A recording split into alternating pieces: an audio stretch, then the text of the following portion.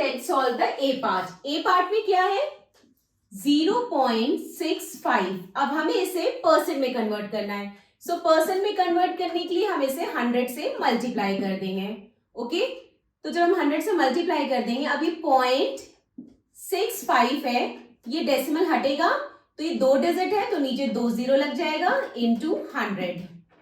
तो ये 100 से 100 कैंसिल हो जाएगा तो ये कितना आ जाएगा 65%।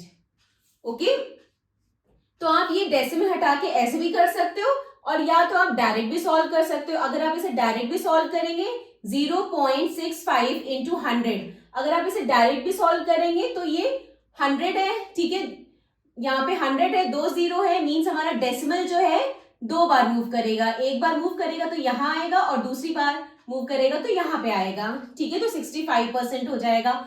तो डायरेक्ट भी आप सॉल्व कर सकते हैं, इसको 65% लिख सकते हैं, या फिर आप ऐसे भी कर सकते हैं, डेसिमल हटाइए और जीरो उसके अकॉर्डिंग लगाइए और सॉल्व करिए। Now B part.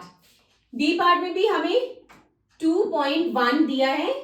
अब इसे हमें परसेंट में कन्वर्ट करना है तो 100 से मल्टीप्लाई करेंगे तो ये कितना हो जाएगा 2.1, पॉइंट हटेगा तो नीचे 10 लग जाएगा इनटू 100। तो ये जीरो से जीरो कैंसिल हो जाएगा तो ये कितना हो जाएगा 210%।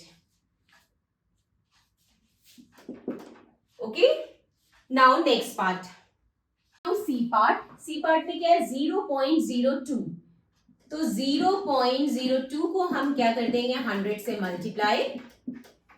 तो जब हम यहां से जब हम पॉइंट हटाएंगे, जब हम पॉइंट यहां से हटाएंगे तो यहाँ पे नीचे 2 जीरो लग जाएगा तो ये आ जाएगा 2/100 इंटू 100।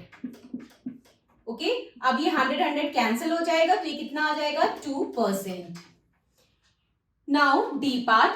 डी पार्ट में क्या है 12.35 इंटू 100। अब यहां से जब हम पॉइंट हटाएंगे तो ये कितना आ जाएगा 1235/100। ये डेसिमल जब हम हटाएंगे तो ये 1235/100 आ जाएगा, क्योंकि डेसिमल के बाद 2 डिजिट है इसलिए यहां नीचे 2 जीरो लग जाएंगे एंड इनटू 100। फिर ये 100 कैंसिल हो जाएगा तो ये कितना आ जाएगा 1235%। Okay, 1235%. So this completed our question number 2. Now question number 3 in the next video. Bye bye. Take care.